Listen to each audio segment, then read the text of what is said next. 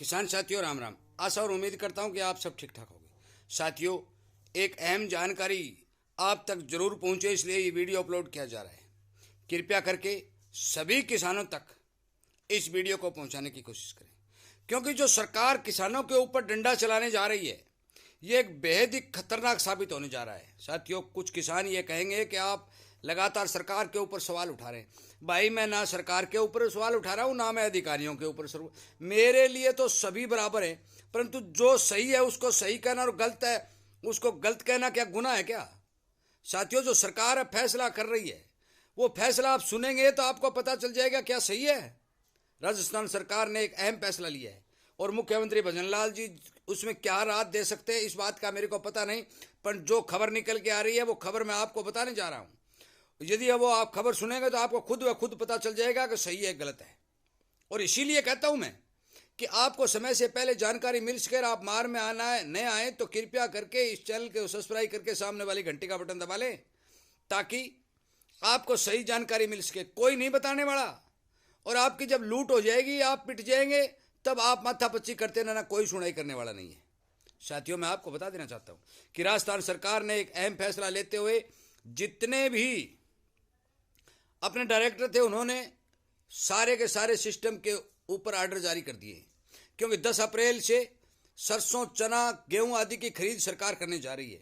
और सरकार ने साफ कर दिया है कि जिन किसान भाइयों के ऊपर कृषि ऋण बाकी है उन किसानों का अनाज खरीद के पहले ऋण काटा जाएगा और उसके बाद बचेगा तो पैसा दिया जाएगा, नहीं कुछ नहीं मिलेगा। और ये भी नहीं, ये भी एक गली बंद कर दी।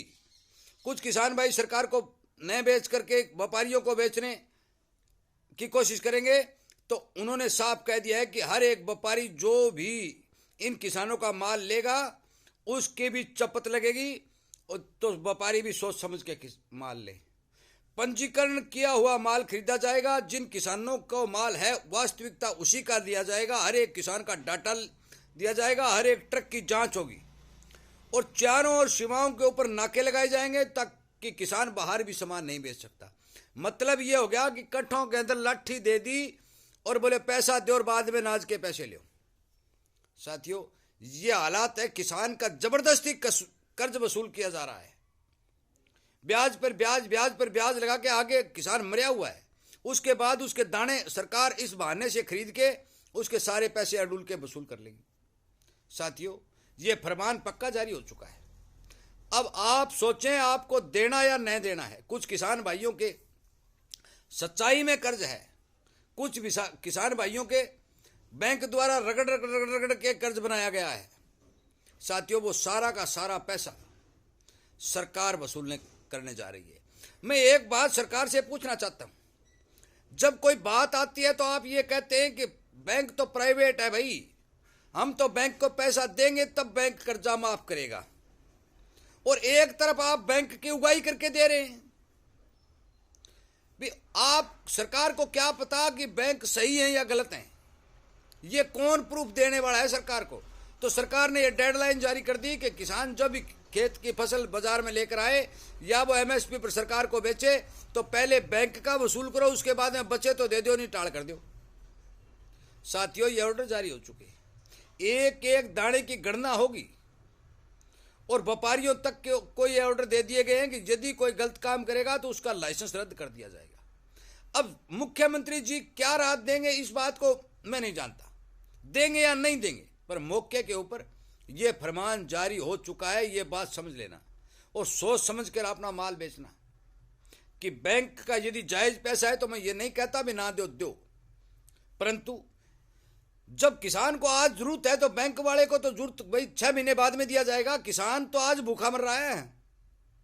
साथियों, इस बात पर विचार करना पड़ेगा।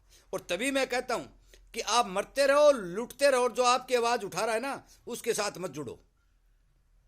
और इसी तरह आज ये ट्रायल राजस्थान में हो रहा है, कल हरियाणा में होगा, परसों यूपी में होगा, पूरे देश में लागू होगा।